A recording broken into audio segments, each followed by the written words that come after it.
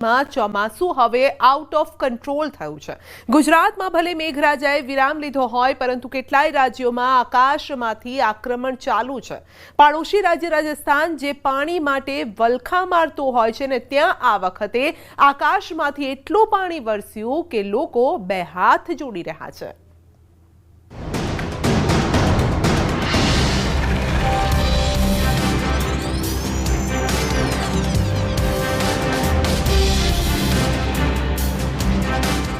કુદરતનો પ્રહાર, તબાહી ધોધમાર, પર્વતથી મેદાન સુધી વાદળફાડ તબાહી, આફત આસમાની, શહેર શહેર પરેશાની, ઉત્તર ભારતમાં જળ પ્રહાર, પાણી આગળ બધા લાચાર। દેશમાં ચોમાસાનો વરસાદ બરાબરની આફત વરસાવી રહ્યો છે।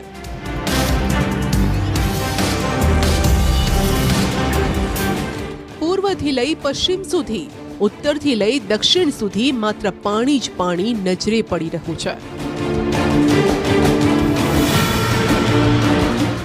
રાજસ્થાન, મધ્યપ્રદેશ, ઉત્તર પ્રદેશ, સિક્કિમ, દિલ્હીમાં વરસાદ આફત બનીને વરસી રહ્યો છે, તો પર્વતીય રાજ્યોમાં ભારે વરસાદના કારણે ભૂસ્ખલન થતા તબાહી મચી છે। જુઓ, રાજસ્થાનમાં આવ્યું આફતનું પૂર। આફતમાં આવી ગઈ જિંદગી ને ડૂબી ગયું રેલવે સ્ટેશન, ડૂબી ગયા ઘર ને દુકાન। જ્યાં સુધી નજર ત્યાં સુધી સ્થિતિ ભયંકર। 50 વર્ષ બાદ લોકોએ જોયું આવો પૂર। દાવા તો આવા જ થઈ રહ્યા છે કે 50 વર્ષના ઇતિહાસમાં આવો વરસાદ પહેલા ક્યારેય નહીં થયો હોય। આ તસવીરો સવાઈ માધોપુરની છે, જ્યાં મુશળધાર વરસાદે એવો કહેર મચાવ્યો કે ચારે બાજુ પૂરના જ પાણી નજરે પડ્યા।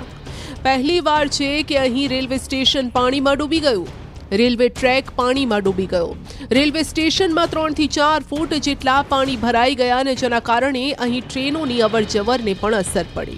અહીં તમામ પ્લેટફોર્મ પર પાટા પૂરી રીતે ડૂબેલા નજરે પડે છે। શહેરની અંદર પણ જ્યાં જુઓ ત્યાં જળ જ જળ છે। અહીં રસ્તાઓ જળબંબાકાર છે, લોકોના ઘરોની અંદર પાણી ઘૂસી ગયા છે। રહેણાંક વિસ્તારોમાં લોકો ઘરમાં કેદ થઈ ગયા છે। ઘરની બહાર નીકળવાના રસ્તા પર પાણીનો કબજો છે। લોકો આ રીતે ટ્રેક્ટરમાં સુરક્ષિત સ્થળે સ્થળાંતર કરી રહ્યા છે અને કેટલીક જગ્યાએ આ રીતે નાળા પર હંગામી પુલ બનાવીને લોકોને સુરક્ષિત રીતે બહાર કાઢવામાં આવી રહ્યા છે। અહીં બોટ નહીં, સહારો આ ટ્રેક્ટર આપી રહ્યા છે। રસ્તા પર પાણી કેટલા ભરાયેલા છે તેનો અંદાજો તેવી રીતે લગાવો કે આ ટ્રેક્ટરના ટાયર પણ અડધા પાણીમાં ડૂબી ગયા। અહીં સતત પડી રહેલ વરસાદના કારણે નદીઓ ગાંડીતોર બની છે અને પોલીસના જવાનો આ રીતે ફરીને લોકોને સુરક્ષિત રીતે બહાર કાઢવામાં જોતરાયા છે। લોકોને ભારે નુકસાન થઈ રહ્યું છે। मेरे तो यहाँ पे 30 कुंटल गेहूँ खराब हुए हैं जो मेरे भाई के मकान में सुखा रखे हैं, और 4-5 भैंस और बकरियाँ अभी भी पानी के उसमें है, और मेरे मकान में 5-6 फीट पानी भरा हुआ है। आसपास के किसानों का कितना नुकसान हुआ होगा? लगभग सारी खेती फसल नष्ट हो चुकी है यहाँ की, और अमरूदों में भी 20 गाँव नुकसान। अमरूदों की फसल में भी मेरे स्वयं के भी वहाँ पे सारे पेड़ों में जो फल लगा था वो नष्ट हो चुका है। हाईवे पर करीब 3 फीट पानी चल रहा था सुरवाल पे, अभी नर्मदा से लेकर इधर अजनोटी तक यही हाल है। पानी और ज्यादा भरा हुआ है, लगभग हर मकान में पानी भरा हुआ है। लोग परेशान हैं, घरों में पानी भरा हुआ है, जानवर परेशान है, खाने पीने की भी परेशानियां हैं। पानी के निकास का कोई रास्ता नहीं है, पानी बस सबके घरों में जा रहा है। कहाँ से आ रहा है ये पानी? ये सुरवाल बांध का पानी आ रहा है। और जा कहाँ रहा है फिर ये सब मकानों में अंदर गाँवों में जा रहा है। सारे अंदर के जो कितने गाँव इफेक्टेड होंगे? 1 दर्जन गाँव करीब है इधर। અહીં સુરવાલ ડેમમાં પાણીની આવક વધતા કેટલાય ગામોની હાલત કફોડી થઈ છે। ખેતરો બેટમાં ફેરવાયા, પશુઓનો ઘાસચારો બરબાદ થઈ ગયો। ભારે વરસાદના કારણે ડેમ ઓવરફ્લો થયો અને હવે આ પાણી ગામની અંદર ઘૂસી ગયા, જેનો કોઈ નિકાલ નથી થઈ રહ્યો। सुरवाल बांध के ओवरफ्लो के चलते वहाँ का पानी लाल चौक कोटा मेगा हाईवे बंद है, छोटे वाहनों का पूरी तरह बंद है। जहाँ ज़्यादा पानी आ रहा है वहाँ पर पुलिस जाब्ता तैनात है, लोगों को जागरूक किया जा रहा है और घरों में रहे, सुरक्षित रहे। आसपास के गाँव में क्या स्थिति है? आसपास के 8-10 गाँवों में इस पानी की वजह से लोगों को काफ़ी नुकसान हुआ है। हर जगह पे जाब्ता तो लगा हुआ ही है। आपको ये आपने देखा होगा, आप सुबह से ही हो बरसात में, तो ये हर साल यही स्थिति है पूर्वाल डैम जैसे ही ओवरफ्लो होता है तो पानी का बहाव हाईवे मेगा हाईवे छोटे साधन सारे यहाँ से बंद ही हैं। बड़े लोगों को जागरूक किया जा रहा है और घरों में रहने की हिदायत की गई है। રાજસ્થાનમાં છેલ્લા 50 વર્ષના ઇતિહાસમાં પહેલીવાર સવાઈ માધોપુરના લટિયા નાળામાં મોટી માત્રામાં પાણી જોવા મળ્યું। સવાઈ માધોપુરના જૂના શહેરમાં લટિયા નાળાના કિનારે આવેલી વસાહતો પાણીમાં ડૂબી ગઈ। નાગરિક સંરક્ષણ ટીમે ડૂબી ગયેલા વિસ્તારોમાં ફસાયેલા લગભગ 2 ડઝન લોકોને બચાવ્યા। સવાઈ માધોપુરમાં 6 કલાક સુધી ભારે વરસાદ વરસ્યો અને જેના કારણે પરિસ્થિતિ નાજુક બની ગઈ। નાગરિક સંરક્ષણ ટીમ ઘણી મહેનત પછી 2 ડઝનથી વધુ લોકોને સુરક્ષિત રીતે બચાવવામાં સફળ રહી।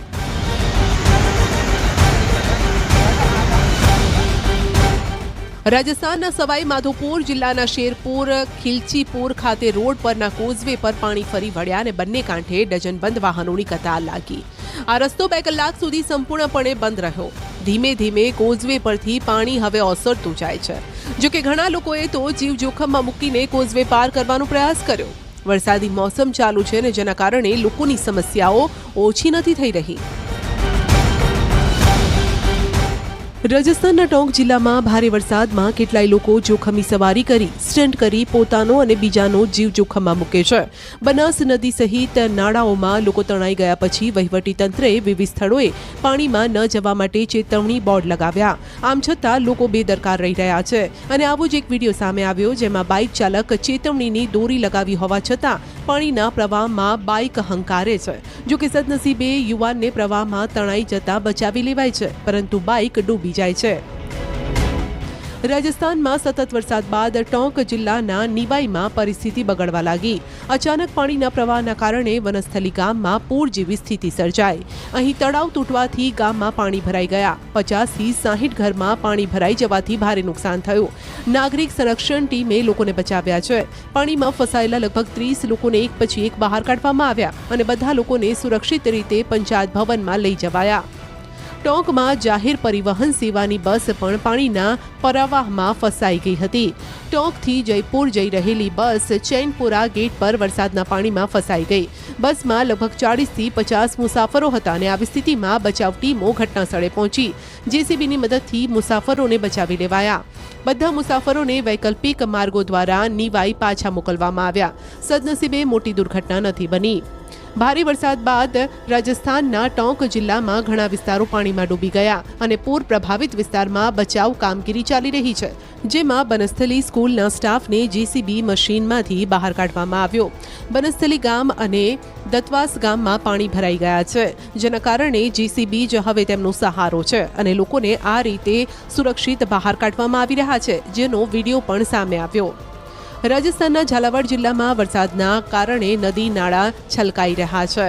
જૂના ખેડામાં મોદી ઝાર મહાદેવથી કેડ ખોઈરા મહાદેવ તરફ જતી કાવડ યાત્રામાં ભાગ લેનારા 2 કાવડ યાત્રાળુઓ જોખમી કોઝવે પાર કરતા તણાયા। જો કે કાવડ યાત્રીનો બચાવ થયો છે। યાત્રામાં સામેલ અને અન્ય કાવડ યાત્રાળુઓ અને પોલીસ કર્મીઓ પાણીમાં કૂદી પડ્યા અને થોડીવારની મહેનત બાદ પાણીના ઝડપી પ્રવાહમાં તણાઈ ગયેલા બંને કાવડ યાત્રાળુઓને સુરક્ષિત રીતે બહાર કાઢવામાં આવ્યા જેના કારણે એક મોટી દુર્ઘટના ટળી છે। રાજસ્થાનના જયપુરના ગ્રામીણ વિસ્તારમાં પણ સતત વરસાદના કારણે ધૂંધ નદી છલકાઈ રહી છે। પાણીનો પ્રવાહ સતત વધવાના કારણે અહીં પણ સભારિયા બડા પતપુરા રોડ પર આવેલો કોઝવે પાણીમાં ગરકાવ થયો જેના કારણે ઘણા ગામોનો જિલ્લા મુખ્યાલય સાથેનો સંપર્ક કપાઈ ગયો। સ્થાનિકોના મતે જયપુર શહેર તરફના ભારે વરસાદની સીધી અસર આ નદી પર પડી છે કારણ કે ધૂંધ નદી જયપુરથી વહે છે અને ગ્રામીણ વિસ્તારોમાંથી પસાર થાય છે। રસ્તા પર વાહનોની અવરજવર થોડીવારમાં બંધ થઈ ગઈ। ભરતપુરમાં પણ મોટા ભાગની કોલોનીઓ પાણીમાં ગરકાવ છે। વહીવટીતંત્ર અહીં પાણી નિકાલની કામગીરીમાં જોતરાયું છે। મોટર પંપ અને ટ્રેક્ટર પર પંપ લગાવીને પાણીના નિકાલની વ્યવસ્થા કરાઈ છે। સ્થાનિકો પણ વહીવટીતંત્ર સાથે બચાવ કામગીરીમાં જોતરાયા।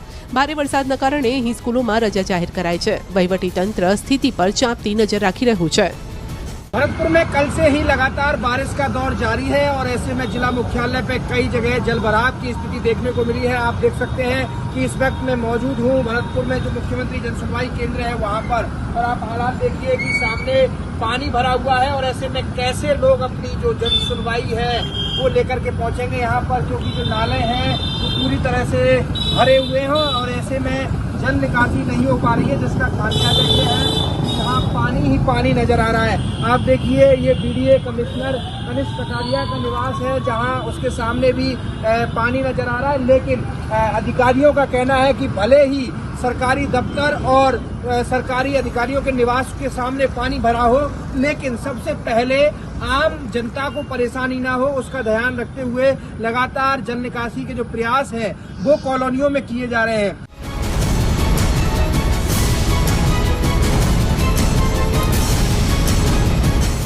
થોડા વરસાદમાં ડૂબી ગઈ સિસ્ટમ, બેઝમેન્ટ ધરાશાયી, કારોની જળ સમાધિ, ધોવાઈ ગયા વોટરપ્રૂફના દાવા,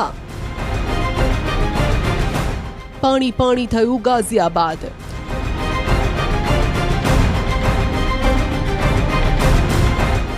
ગાઝિયાબાદમાં પણ વરસાદ પહેલા તંત્રએ મોટા મોટા દાવા કર્યા હતા, પરંતુ પાણી નહીં ભરાવાના તમામ વાયદા પોકળ સાબિત થયા।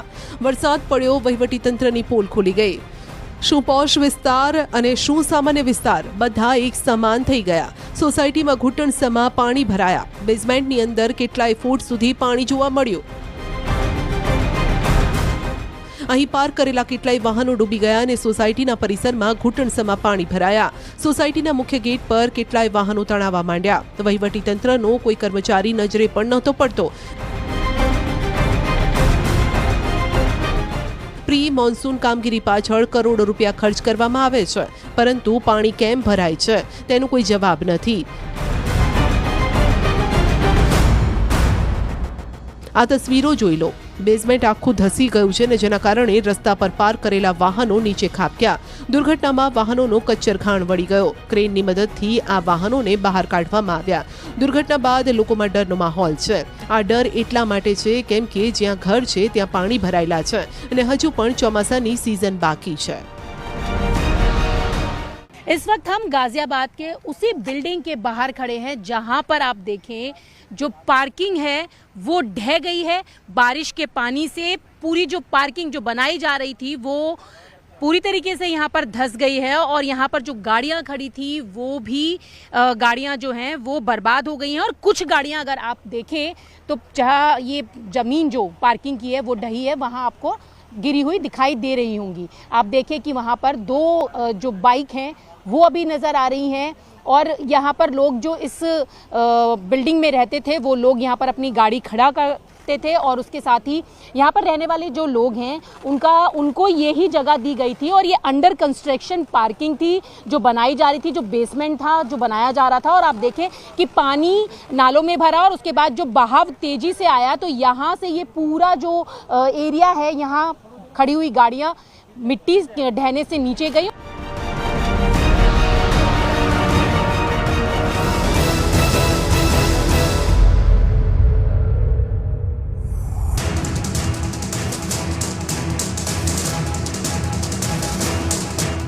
સિક્કિમમાં ભયંકર ભૂસ્ખલન, ગણતરીની સેકન્ડમાં તૂટ્યો પર્વત। ભૂસ્ખલનની ડરાવનારી તસવીરો।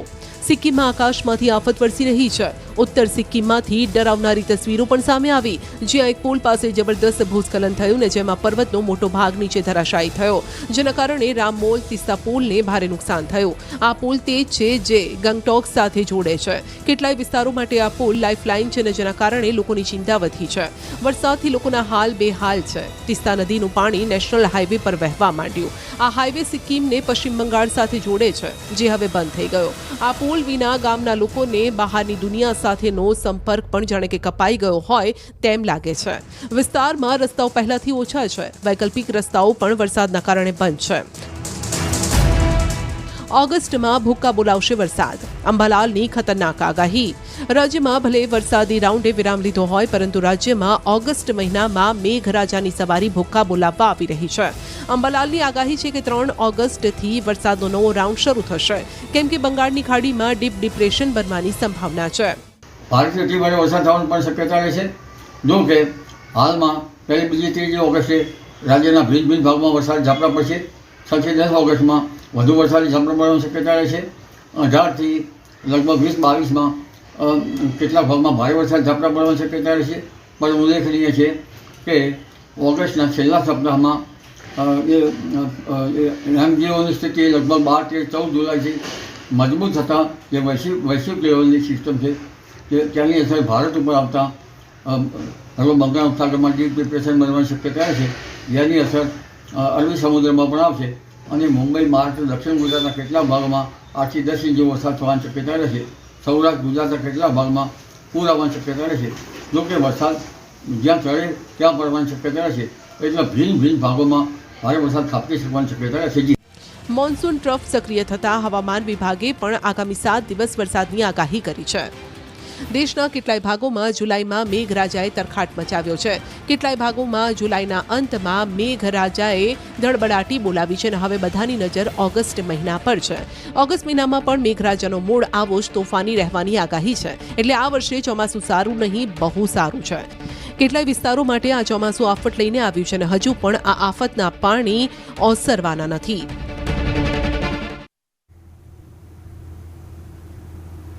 પાણી લાવ્યું આફત તાણી. ભાઈ, જે લોકો મોટા ઉપાડે સારા વરસાદની વાટ જોતા હતા તે હવે પસ્તાઈ રહ્યા છે.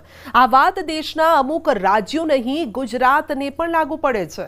ક્યાંક વરસાદ મુશળધાર મુશ્કેલી લઈને આવ્યો તો ક્યાંક રહેલી કસર તંત્રએ પૂરી કરી દીધી. જુઓ, બાવળા, બનાસકાંઠા અને ખેડામાં આફતના પાણીએ કેવી રીતે કર્યું બધું ધૂળધાણી.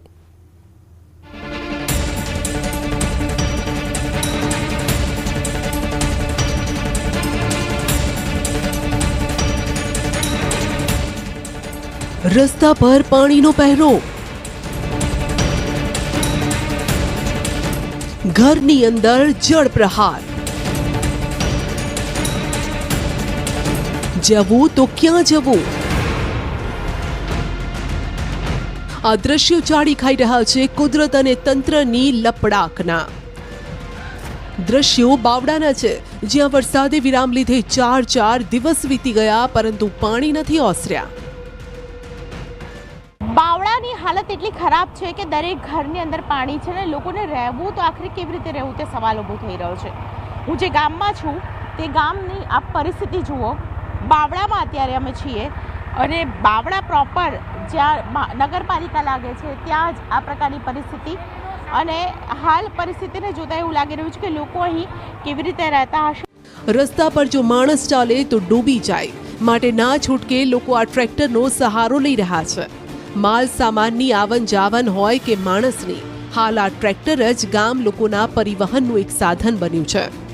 ઘરની બહાર નીકળો તો પાણીનો સામનો કરવો પડે એ તો સમજી શકાય, પરંતુ ઘરની અંદર પણ જો પાણી રાજ કરે તો માણસ ક્યાં જાય?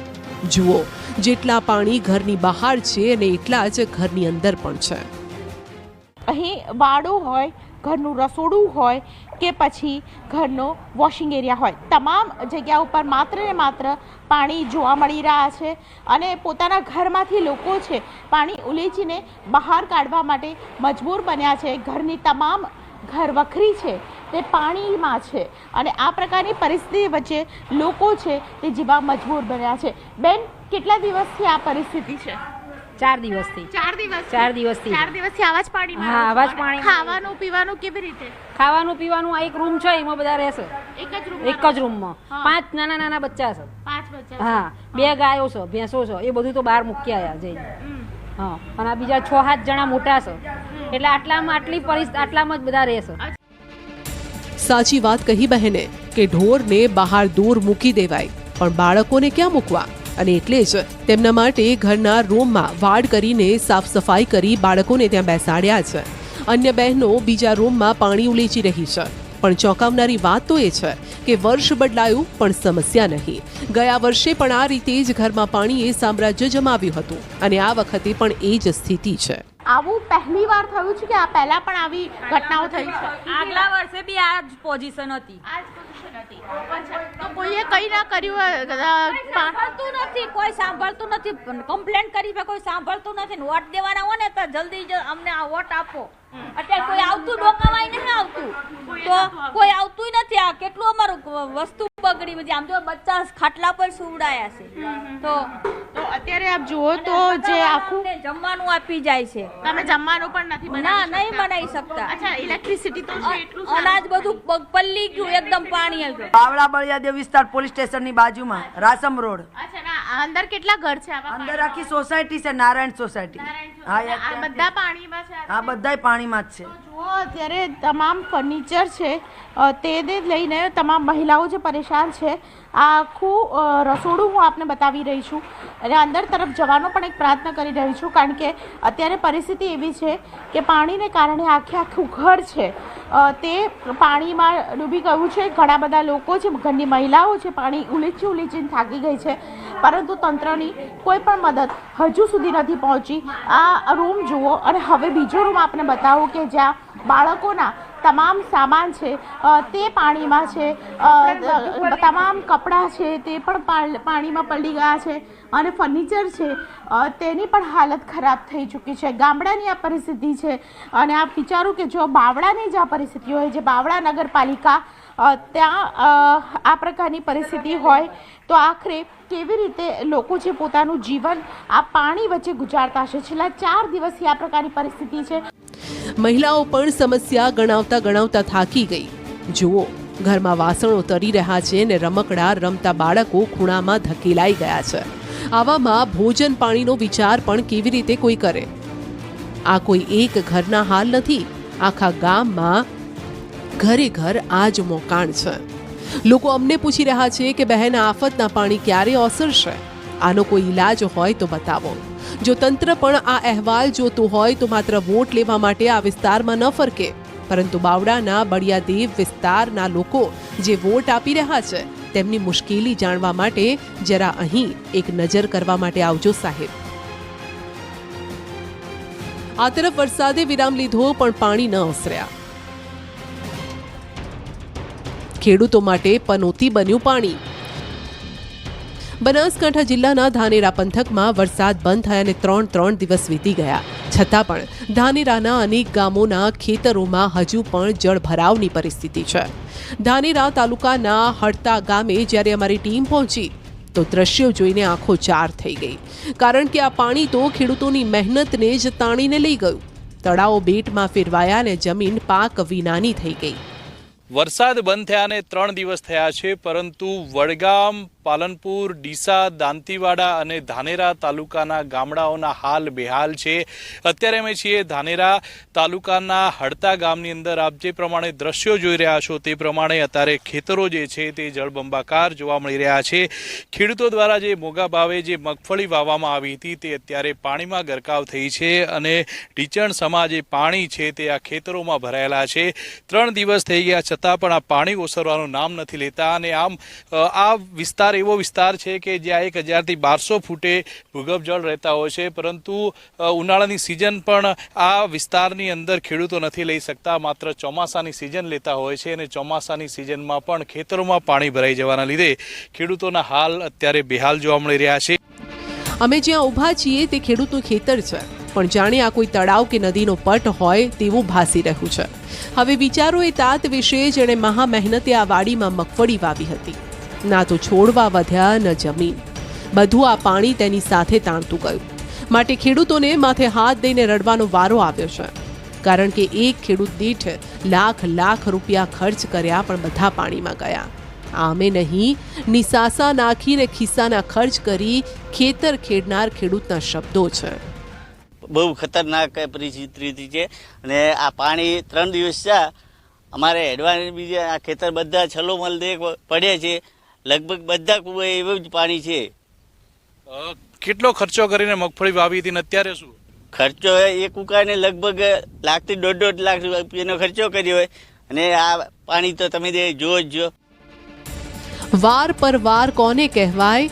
સાંભળો આ ખેડૂતની વ્યથા. જ્યાં કુદરત રૂઠે એ કદાચ સમજાય, પણ તંત્ર પણ જ્યારે ન પાણીઓ બની જાય તો જગતનો તાત ક્યાં જાય? હડતા ગામના ખેતરોની અંદર 50 થી ઉપરના ખેતરમાં આ વોળાનો વેન્ટ રહે છે અને વોળો પણ ખૂબ ભારે વોળો આવે છે. અને આ વોળાની અંદર 2023ની અંદર આવ્યો તો ત્યારે પણ બાજરી ઊભી ઉનાળુ બાજરી વાઢતા હતા, લણતા બાજરી પણ હાથમાં આવેલો કોળિયો પણ છીનવી ગયેલો જતો રહેતો. એની અંદરથી લેટર, ફુવારા, મિની ફુવારા બીજું બધું લઈને જતો રહેતો. તો છતાં પણ અમને કોઈ સરકારે આલેલું નથી. અને આ વખતે પણ અમને જો સરકાર જો આલે તો બરાબર, એમ બાકી ના આલે તો અમારે તો આ આખું ખેતર ધોવાયેલું પડ્યું હોય ચોમાસાની અંદર. હવે શિયાળાની અંદર તો શિયાળામાં ઠીક ભાઈ, ઉનાળાની અંદર પાણી નથી, પાણી કમ છે એટલે વાવેતર થતું નથી. જ્યાં જુઓ ત્યાં પાણી જ પાણી. પાણી વચ્ચે કેદ થઈ ગઈ છે જિંદગી. મગફળી હોય કે બાજરી, બધું બરબાદ થઈ ગયું. ધાનેરા તાલુકાના હાડતા ગામના એક ખેડૂતની આ વ્યથા છે. જે દુઃખ કોના બારણે લઈને જવું તેની ચિંતા તેઓને સતાવી રહી છે. હાલ તો પરિસ્થિતિ પણ એવી છે કે ના બાળકો શાળાએ જઈ શકે છે, ન ખેડૂતો વાડીએ, અને જો બીમાર પડ્યા તો સાજા કરવા માટે ડોક્ટર પણ નથી. આમાં તાતે બે છેડા કેમ ભેગા કરવા તે હવે તેમને સમજાતું નથી.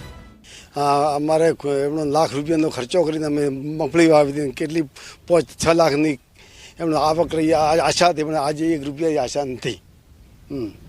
કેટલા જે ખેતરો છે એમાં અત્યારે પણ પાણી ભરાયેલું? બધા ખેતરમાં પાણી ભરાયેલું છે. બાકી રસ્તા પણ 3 દાડાથી બંધ છે, દૂધ ભરાવા પણ તકલીફો છે. સાથીમાં ખાડા પડે રસ્તામાં પણ, અને દૂધ ભરવાનું બંધ, છોકરો ભણવા જવાનું બંધ, અને કોઈ દવાખાને હવે ડૉક્ટર લાવવો તો પણ ડૉક્ટર પણ કોઈ આવ્યા નથી. બે પણ બીમાર હતી, પણ બે પણ બીમાર છે. આ પાણીને સુકાતા 1 મહિનો જેટલો લાગશે, એટલે ખેડૂતોની ચોમાસું સિઝન પૂરેપૂરી ફેલ થઈ ગઈ. મોટી સમસ્યા તો એ છે કે અહીં ચોમાસા આધારિત ખેતી થાય છે, કારણ કે ભૂગર્ભ જળ નથી. ઉનાળો કોરો જાય ને શિયાળાની ચિંતા રહે. આવામાં જાણે આ આખું વર્ષ બરબાદ થયું હોય તેવું ખેડૂતો માની રહ્યા છે. કારણ કે 2015 અને 2017માં જે પૂર આવ્યું હતું, જે વિનાશ વેરાયો હતો, તેનું વળતર પણ હજુ તેમને મળ્યું નથી. એટલે કહી શકાય કે ગરીબી મેં આટા ગીલા હૈ. હવે ખેડૂતો પણ ઈચ્છે છે કે જો સર્વે કરીને સહારો ક્યાંક મળી જાય તો આ તાત ટકી જાય. માતરના તાતના માથે પાણીની ઘાત. થોડા વરસાદમાં ડાંગર બરબાદ. આમ તો ડાંગર માટે પાણી હોવું જરૂરી છે, પરંતુ આ વખતે એવો તે ધોધમાર વરસાદ ખાબક્યો કે પાણીએ જ ડાંગરનો પાક બરબાદ કરી નાખ્યો.